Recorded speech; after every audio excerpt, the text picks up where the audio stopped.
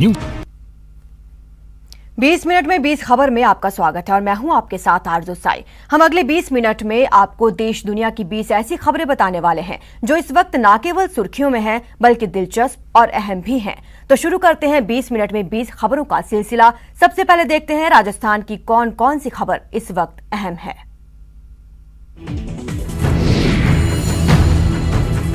जुगाड़ के परखच्चे उड़ गए। जुगाड़ पर लदा प्याज सड़क पर बिखर गया और कंटेनर के पीछे जुगाड़ पर बैठे एक शख्स की डेड बॉडी पड़ी है। जुगाड़, कंटेनर और डेड बॉडी की ये दिल दहला देने वाली तस्वीरें दौसा के लखनपुर गांव के पास की हैं। बताया जा रहा है कि जुगाड़ पर प्याज लेकर 3 लोग मनोहरपुर कौथुन नेशनल हाईवे नंबर 148 पर जा रहे थे। तभी लाखनपुर गांव के पास तेज गति से आ रहे इस कंटेनर ने जुगाड़ को टक्कर मार दी। इस टक्कर में जुगाड़ के परखच्चे उड़ गए और उसमें बैठे 3 लोग उछलकर दूर जा गिरे। इन तीनों में से एक की मौत हो गई, जबकि 2 लोगों की हालत गंभीर है और उन्हें इलाज के लिए अस्पताल में भर्ती कराया गया है। जुगाड़ के भी परखच्चे उड़ गए हैं और उस पर लदा प्याज भी सड़क पर बिखर गया है।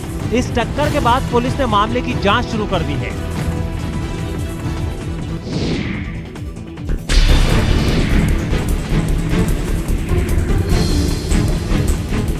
सीढ़ियों पर पीकर बेसुध पड़े लोग। आसपास गुपचुप से लोग और बड़े बड़े बोर्ड वाले इस जगह को देखकर पीने वालों को अंदाजा हो जाता है कि ये जगह पीने के लिए मुफीद है और यहाँ उनकी पसंद का ब्रांड भी मिल जाएगा। अब तक आप समझ गए होंगे कि ये शराब का ठेका है। रही बात इसके एड्रेस की, तो आपको बता दें कि ठेके की ये तस्वीर अलवर के बहरोड कस्बे के मुख्य चौराहे के पास से आई है, जहां रविवार की देर रात पुलिस जांच के लिए पहुंची तो ठेका संचालक ठेका चलाने के लिए जरूरी कागजात ही नहीं दिखा पाया। पुलिस को समझते देर नहीं लगी कि ये ठेका अवैध तरीके से चलाया जा रहा है। लिहाजा पुलिस ने ठेका संचालकों से पहले पूछताछ की और जब ठेका संचालकों ने अपने आका का नाम नहीं बताया तो पुलिस ठेका संचालकों को जबरदस्ती अपने साथ ले गई। इस दौरान उन लोगों को भी वहां से उठाया गया जो पी के ठेके के पास बेसुध पड़े थे। सीकर जिले के लक्ष्मणगढ़ कस्बे में वार्ड संख्या 24 में मंदिरों के पास खोला गया शराब के ठेके का विरोध लगातार जारी है। रविवार की रात यहां के लोगों ने शराब ठेके को हटवाने को लेकर ठेके के सामने सामूहिक हनुमान चालीसा के पाठ का आयोजन किया। इस दौरान धरना दे रहे लोगों ने ये भी कहा कि अब यहाँ की महिलाएं अनिश्चितकालीन धरना और प्रदर्शन करेंगी।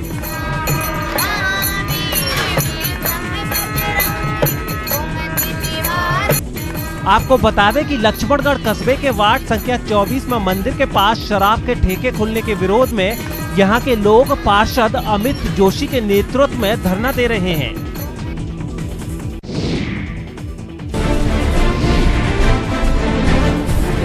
भरतपुर के जसवंत प्रदर्शनी ग्राउंड में लगने वाले प्रसिद्ध पशु हाट मेले में कोरोना गाइडलाइंस की धज्जियां उड़ती हुई नजर आएंगी। यहाँ सैकड़ों की संख्या में लोग अपने पशुओं को लेकर पशु हाट पहुंचे थे, लेकिन यहाँ आए ज्यादातर लोग बिना मास्क के नजर आए।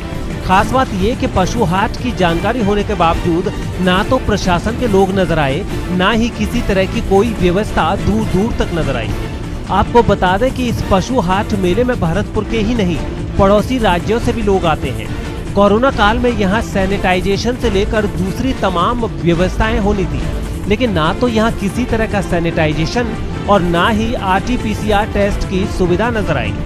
ऐसे में सवाल उठना लाजमी है कि आम लोग और प्रशासन की तरफ से अगर इस तरह से लापरवाही बरती जा रही है तो फिर कोरोना संक्रमण रुकेगा कैसे और कैसे कोरोना के ग्राफ में कमी आएगी।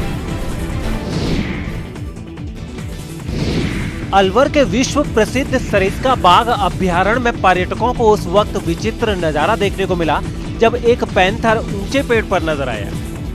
बताया जा रहा है कि बेराबास की तरफ वाटर हॉल पर एक पैंथर पानी पीने आया था। तभी बाघिन ST3 भी वहां पानी पीने पहुंच गई। बाघिन ST3 को अपने पास देखकर पैंथर अपनी जान बचाने के लिए तुरंत पेड़ पर चढ़ गया, वो भी 30 फीट ऊपर। बताया जा रहा है कि ये वीडियो 2-3 दिन पहले का है, जब दिल्ली से आए पर्यटक सरिस्का में सुबह सुबह घूमने गए थे। वहीं बेराबास के जंगल में उन्होंने पहले बाघिन ST3 को देखा और फिर इस पैंथर को पेड़ पर चढ़ते हुए देखा। पैंथर के पेड़ पर जाने के बाद बाघिन ने कुंड से पानी पिया और फिर वो वापस जंगल के अंदर चली गई। खास बात यह है कि बाघिन के वहां से चले जाने के 20 मिनट बाद तक भी पैंथर नीचे नहीं उतरा और इस दौरान वहां मौजूद पर्यटक उसका वीडियो बनाते रहे। वही वीडियो अब सोशल मीडिया पर खूब वायरल हो रहा है। जगदीश सैनी की मौत से आहत हुए राज्यसभा सांसद डॉक्टर किरोड़ीलाल मीणा उनके घर महुआ पहुंचे और इस दौरान उन्होंने जगदीश सैनी की तस्वीर के समक्ष पुष्प अर्पित किए और मृतक के परिजनों को ढांढस बंधाया। पुजारी शंभू शर्मा की मौत के बाद महवा में चल रहे प्रदर्शन पर पुलिस ने 8 अप्रैल को लाठीचार्ज किया था और लाठीचार्ज के दौरान घायल होने वाले जगदीश की बाद में इलाज के दौरान मौत हो गई थी। उन्हीं के परिजनों से मिलने किरोड़ीलाल महवा पहुंचे थे। जगदीश के परिजनों से मुलाकात के दौरान राज्यसभा सांसद किरोड़ीलाल मीणा ने कहा कि वो सरकार से 10 लाख रुपए की आर्थिक मदद और दूसरी सुविधाओं की मांग करेंगे। अभी तक के बच्चों को पढ़ने का वो सुविधा इनको उपलब्ध कराई जाए, ये सरकार से हमने मांग की। लेकिन आपने अंत में जो फैसला सहमति उसमें पड़ा होगा, जगदीश सैनी की हत्या को लेकर संभागीय आगे जांच करेंगे। जो मैं बोल रहा हूँ ये तथ्य सही पाएंगे तो वो पैकेज पूरा मिलेगा।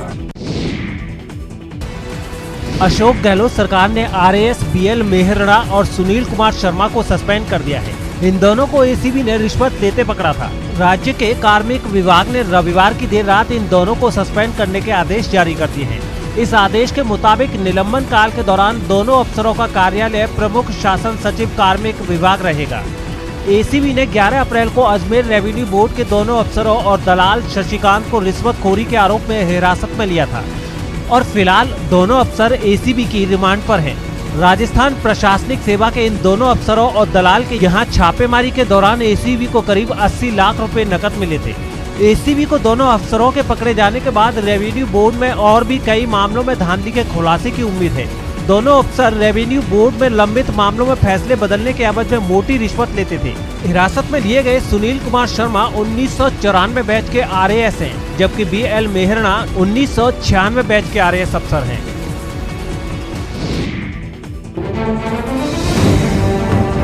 राजसमंद विधानसभा उपचुनाव के रण में बीजेपी जोर शोर से प्रचार अभियान में लगी हुई है।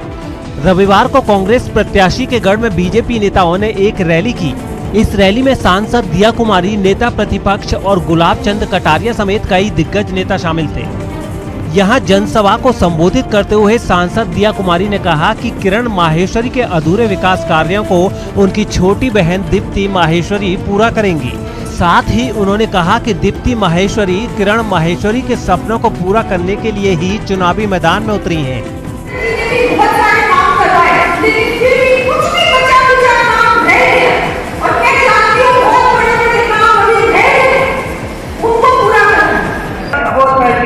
जितना विकास उन्होंने, जो सपने उन्होंने राजसमंद के लिए देखे हैं, वो सारे सपने उनके पूरे करना चाहते हैं। यहाँ जनसभा को संबोधित करते हुए नेता प्रतिपक्ष गुलाब चंद कटारिया ने केंद्र सरकार की विकास योजनाओं की जानकारी दी। साथ ही ये भी कहा कि पीएम मोदी ने जो काम किया है पूरी दुनिया उसकी कायल है। तुमने जिस प्रकार से देश को खोखला किया ना, जिस प्रकार से तुमने देश को लूटा है, जिस प्रकार से संपत्तियां बनाई है तुमने, वो एक का हिसाब निकालता है। इसलिए तुमको रात को भी नींद में झपका आता है, मोदी मोदी।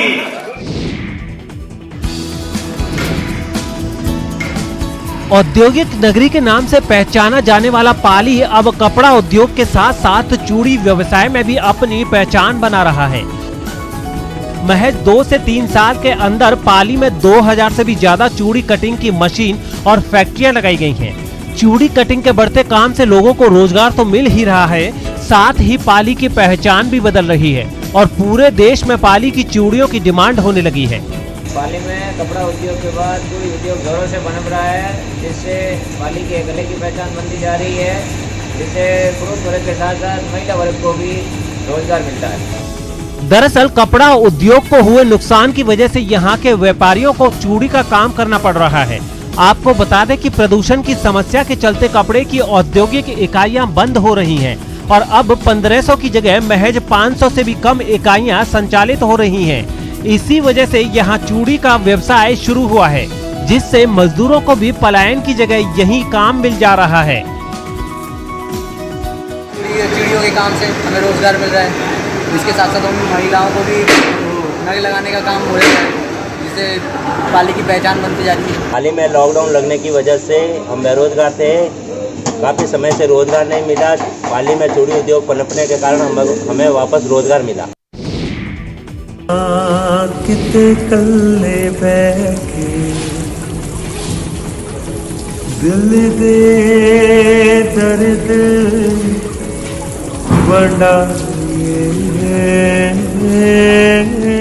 पंजाबी और हिंदी में अपने गीतों से प्रशंसकों के दिलों पर राज करने वाले पंजाबी सिंगर अमित उर्फ निंजा जैसलमेर में गानों की शूटिंग कर वापस लौट गए हैं।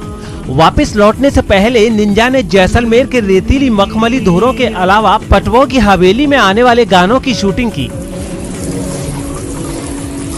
पानी दिन छल्ला होवे में मैं हूँ, प्यार दिया गल्ला हो। इन दोनों लोकेशंस के अलावा कई और लोकेशन पर भी उनके गानों की शूटिंग की गई है। वापस लौटने से पहले निंजा ने अपने प्रशंसकों से बात भी की।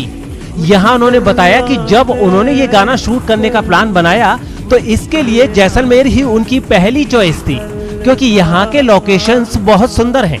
साथ ही यहाँ की हवा और कड़-कड़ में संगीत समाया हुआ है। तू हो मैं हूँ, प्यार दिया गल्ला हो, तू हो मैं हूँ। 20 मिनट 20 खबर में अब देख लेते हैं कुछ दूसरे राज्यों की खबरें। मध्य प्रदेश के खंडवा से चौंकाने वाला एक वीडियो सामने आया है।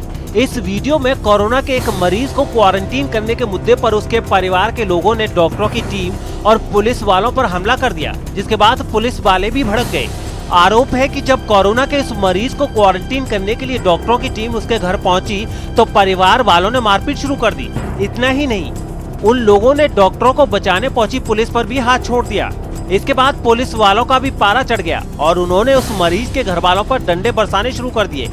पुलिस ने परिवार के सभी सदस्यों की पिटाई की, यहाँ तक कि महिलाओं को भी डंडों से खूब पीटा, जिसके बाद कोरोना के इस मरीज को उसके घर से बाहर निकाला गया, जिसकी वजह से ये कोहराम मचा। परिवार ने उस मेडिकल टीम के महिला डॉक्टरों के साथ मारपीट किया था, उनको बंधक बनाने की कोशिश किया था। बताया गया है कि इस हंगामे में गांव के कुछ लोगों ने भी कोरोना मरीज के घर वालों का साथ दिया, जिसकी वजह से पुलिस और डॉक्टरों की टीम को काफी चोट आई।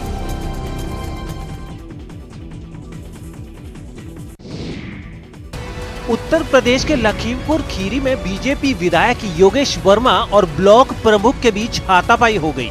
ये नौबत तब आई जब पंचायत चुनाव में एक उम्मीदवार के नाम वापसी को लेकर उनके बीच विवाद हो गया, जो देखते ही देखते इतना बढ़ गया कि ब्लॉक प्रमुख पवन गुप्ता और उनके समर्थकों ने विधायक को घेर लिया। इस बीच किसी ने विधायक की कॉलर पकड़ ली, जिससे मामला और बिगड़ गया। इसके बाद तो पुलिस को भी बीच बचाव करने के लिए आगे आना पड़ा, जो अब तक इस हंगामे को वहां रहते हुए भी देख रही थी। वहीं ब्लॉक प्रमुख के भाई ने भी इस झगड़े को भड़काने का काम किया। उसने बहस के दौरान बीजेपी विधायक पर पिस्तौल तान दी। हालांकि कुछ लोगों ने तुरंत उसके हाथ रोके और उसे वहां से दूर भगा दिया। ये लोग गुंडई पे उतर आए और इनके भाई संजय गुप्ता ने असलहे निकाल लिए, फायर करने की कोशिश की तो जनता ने उनको दौड़ा लिया। बाद में पुलिस ने किसी तरह हंगामा कर रहे सभी लोगों को शांत करवाया। वहीं जिला प्रशासन इस मुद्दे पर कुछ भी बोलने से बचने की कोशिश करता दिखा। जो लोग दोषी होंगे उन सब के खिलाफ जो भी वैधानिक कार्रवाई कठोरतम करेंगे। विधायक के साथ हाथापाई का ये वीडियो अब सोशल मीडिया पर भी खूब वायरल हो गया है। बिहार के भागलपुर से दिल दहला देने वाला एक वीडियो सामने आया है। इस वीडियो में दो मोटरसाइकिलें आमने सामने से टकराते नजर आईं। इस हादसे में मोटरसाइकिल चला रहे दोनों लोग घायल हो गए। इस हादसे का वीडियो सोशल मीडिया पर वायरल हो गया। वीडियो में जो कुछ भी रिकॉर्ड हुआ है उसके मुताबिक लाल रंग की शर्ट पहने एक मोटरसाइकिल सवार ने जैसे ही सड़क की दूसरी तरफ जाने की कोशिश की, उसी वक्त सामने से तेजी से आ रही एक मोटरसाइकिल उससे भिड़ गई। ये टक्कर इतनी जबरदस्त थी कि लाल रंग की शर्ट पहने आदमी अपनी मोटरसाइकिल से उछलकर जमीन पर गिर गया। वहीं दूसरा बाइक वाला भी बेकाबू होकर गिर गया। इस हादसे की वजह से एक और आदमी घायल हो गया। अयोध्या के सर्किट हाउस में राम मंदिर निर्माण समिति की बैठक हुई, जिसमें श्री राम जन्मभूमि तीर्थ क्षेत्र ट्रस्ट के सदस्य डॉक्टर अनिल मिश्रा ने राम मंदिर निर्माण के साथ साथ राम जन्मभूमि परिसर के विकास को लेकर भी चर्चा की। इसके साथ ही आने वाले मौसम को देखते हुए किस तरह से राम निर्माण का कार्य आगे बढ़ाया जाए, इसको लेकर भी चर्चा की गई। साथ ही जो 40 फीट गहरी नींव की खुदाई की गई है, उसकी भराई के लिए भी बातचीत की गई। दोनों कंपनियों के एक्सपर्ट ने बैठक में राम मंदिर निर्माण से संबंधित प्रेजेंटेशन भी दिए। बैठक के विषय में अभी तक जो निर्माण हुआ है उस पर चर्चा हो चुकी है। अभी आगे निर्माण की दिशा में आने वाला मौसम कैसा है, उसको ध्यान में रखते हुए क्या क्या सावधानियां बरतनी है, इस विषय में हमारे सब निर्माण की एजेंसियों के साथ वार्ता हुई है। वो इस विषय में अपनी दृष्टि से की गई तैयारियों को उन्होंने रखा है। शरीर में धुनी लगाए इन बाबा को देखिए। ये है श्री पंचायती बड़ा उदासीन अखाड़े के हाईकोर्ट वाले बाबा। अखाड़े में हाईकोर्ट बाबा का रुतबा किसी जज से कम नहीं। इनका खौफ ऐसा है कि इन्होंने जो कह दिया वो सभी को मंजूर होता है। हाईकोर्ट बाबा का पूरा नाम है महंत बाबा लक्ष्मण दास। अखाड़े में खाने पीने से लेकर अनुशासन की हर व्यवस्था की जिम्मेदारी भी हाईकोर्ट बाबा पर ही है। बाबा का गुस्सा दुर्वासा मुनि की तरह है, उन्हें कोई गलत बात मंजूर नहीं। अखाड़े में अगर किसी ने अनुशासन तोड़ा तो उसे भुगतना पड़ता है हाईकोर्ट बाबा का क्रोध। 30 साल से हाईकोर्ट बाबा ने ये जिम्मेदारी संभाली हुई है। साधु साधु तो 10,000 में से आ रहे, तो मैं तो सभी मंदिर के लिए उत्साह होते हैं, पद पर जाने में, प्रधानमंत्री बनने के लिए सब उत्साह होते नहीं होते। इसी प्रकार से यहाँ भी हाईकोर्ट में सबका अच्छा अपना सभी को विचार दिखा जाता है। अखाड़े के साधु संतों का कहना है कि हाईकोर्ट बाबा का हर फैसला सही होता है। वो कभी भेदभाव नहीं करते। हाईकोर्ट बाबा का सिर्फ एक ही मकसद है, वो है न्याय। किसी के साथ अन्याय न हो और नियमों का सख्ती से पालन हो। हाई कोर्ट है वो हमारे उदासीन पंचायती अखाड़े में एक पद है। जैसे हमारे 4 महंत होते हैं पंचायती अखाड़े में, उसी प्रकार एक हमारे हाई कोर्ट के महंत भी होते हैं। जो जितने भी निर्वाण संत हैं, अन्य भी संत हैं, वो हाई कोर्ट के महंत जी का बड़ा सम्मान। महाकुंभ में देखने को मिल रहा है आस्था और तप का अनोखा संगम। लाखों साधु संत यहाँ डेरा जमाए हुए हैं। इन्हीं में से एक है टार्जन बाबा। टार्जन बाबा का शौक बिल्कुल निराला है। टार्जन बाबा 50 साल पुरानी भगवा कार में चलते हैं। कार में घूमना ही बाबा के लिए भक्ति है। टार्जन बाबा मध्य प्रदेश के इंदौर के रहने वाले हैं। बाबा अपनी इस भगवा कार के ऐसे दीवाने हैं कि इनके भक्तों ने Tarzan the wonder car film की तर्ज पर इनका नाम टार्जन बाबा रख डाला है। हैरानी की बात यह है कि 77 साल की उम्र वाले टार्जन बाबा की कार उनके लिए चलता फिरता आश्रम है। 72 मॉडल गाड़ी है, एम्बेसडर नाम है इस गाड़ी का, और मेरे अपना घर के जैसा समझ करके इसको लेकर के चलता हूँ। जैसे लोग अपना घर को रिपेयर करके लेकर के चलते हैं, वैसे अपना मंदिर को भी अपने को गाड़ी को रिपेयर करके लेकर के चलते रहता हूँ। टार्जन बाबा इन दिनों महाकुंभ में पूजा पाठ में जुटे हुए हैं। बाबा का दावा है कि वो अपनी भगवा रंग की 50 साल पुरानी एम्बेसडर कार से लगातार यात्राएं करते हैं, जिससे उन्हें आनंद मिलता है। यही नहीं, बाबा ने आधुनिक जरूरतों के मुताबिक कार में ऑटोमेटिक स्टार्ट बटन भी लगवा डाला है। साथ ही भजन कीर्तन के लिए छत पर लाउड स्पीकर भी लगवा रखा है। 72 मॉडल है। 72 मॉडल। और आप कब पैदा हुए? अरे हम तो बहुत पता नहीं कब हम पैदा हुए, हम अपने बारे में नहीं जान सकते, पर ये गाड़ी के बारे में जरूर जानते हैं। आपकी उम्र कितनी है? 77 साल का। 77 साल। और आप कितने सालों से तपस्या कर रहे हैं? बचपना से ही। मन किया वहीं इसे रोककर कार के बोनट को आश्रम बना डालते हैं और फिर शुरू हो जाता है भक्तों से मिलने मिलान का सिलसिला। और अब देख लेते हैं अंतर्राष्ट्रीय जगत की कुछ अहम खबरें। म्यांमार में सुरक्षा बलों की कार्रवाई में 80 से ज्यादा प्रदर्शनकारियों की मौत की घटना ने पूरे देश को हिलाकर रख दिया और इसके खिलाफ कई शहरों में प्रदर्शन हुए। 3 दिन पहले ही बागो शहर में सैन्य तख्तापलट के विरोध में प्रदर्शन कर रहे लोगों पर गोलियां बरसाई गई थी और इस कार्रवाई के विरोध में लोग एक बार फिर अपनी जान हथेली पर रखकर सड़कों पर उतर आए। राजधानी यंगोन से सामने आई तस्वीर में लोग अपना विरोध जताने के लिए सड़कों पर लाल रंग छिड़कते दिखाई दिए। इसके साथ ही बैनर और पोस्टर लेकर प्रदर्शनकारियों ने जुलूस निकाला जो कई इलाकों से होकर गुजरा। यंगोन के एक दूसरे इलाके से सामने आई तस्वीर में प्रदर्शनकारी आसमान की तरफ टॉर्च जलाते नजर आए।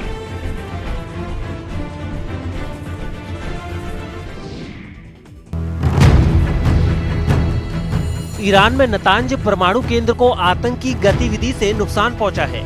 ऐसी जानकारी ईरान के एक वरिष्ठ अधिकारी की ओर से आई है। इस अधिकारी का कहना है कि साइबर अटैक की वजह से परमाणु केंद्र को नुकसान पहुंचा है। हालांकि अभी तक ये साफ नहीं हो पाया है कि ये नुकसान किस तरह का है। इस अधिकारी ने इसे परमाणु आतंकवाद का नाम दिया है और अंतर्राष्ट्रीय समुदाय से परमाणु आतंकवाद से निपटने की अपील भी की है। उधर इजराइल की मीडिया परमाणु केंद्र को हुए नुकसान को इजरायली साइबर अटैक का नतीजा बता रही है। आपको बता दें कि पिछले साल ईरान के इसी भूमिगत परमाणु केंद्र में आग लग गई थी। ईरानी अधिकारियों ने इसे साइबर हमले का नतीजा बताया था। अब ईरानी परमाणु केंद्र को ऐसे वक्त में निशाना बनाया गया है जब अमेरिका के मौजूदा बाइडेन प्रशासन की ओर से 2015 के परमाणु समझौते को बहाल करने की कोशिशें शुरू हो चुकी हैं। इतना ही नहीं, शनिवार को भी ईरान के राष्ट्रपति हसन रूहानी ने नतांज केंद्र पर यूरेनियम का और अधिक तेजी से संवर्धन करने वाले सेंट्रीफ्यूज का उद्घाटन किया था।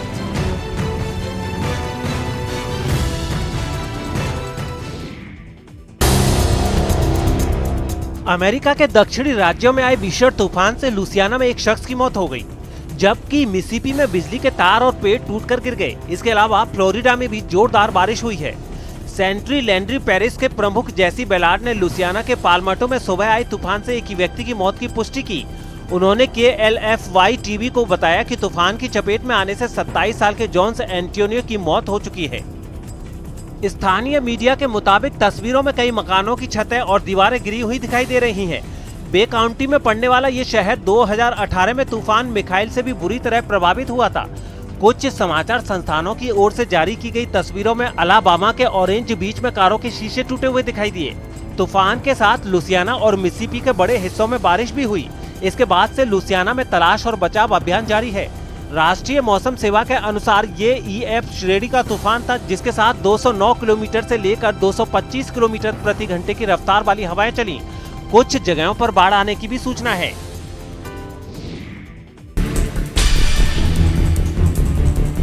कैरिबियाई द्वीप सेंट विसेंट में ला सोफ्रियो ज्वालामुखी फटने के बाद से पूरा इलाका सफेद राख से ढका हुआ दिखाई दे रहा है। आपको बता दें कि कैरिबियाई द्वीप सेंट विंसेंट में करीब 1 दशक तक शांत रहे ज्वालामुखी में अचानक 2 दिन पहले विस्फोट हो गया था, जिसके बाद यहाँ की बिजली चली गई और पानी की सेवा भी बाधित हो गई।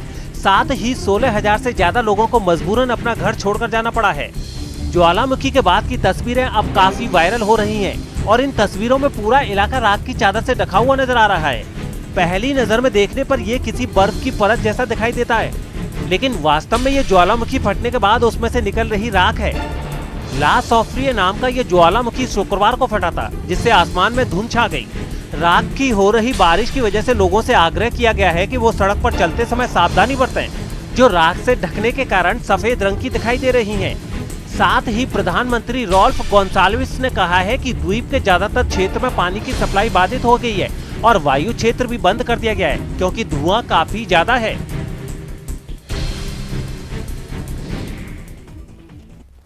दौसा में एक मैखाने के लिए बोली लगी, लेकिन शराब की दुकान की जो कीमत तय हुई, यकीन मानिए उसे सुनकर आपके भी होश उड़ जाएंगे।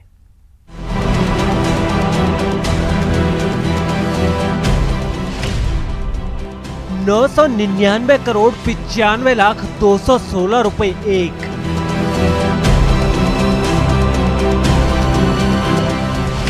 $999 करोड़ 95 लाख 216 रुपए 2। 999 करोड़ 95 लाख 216 रुपए 3।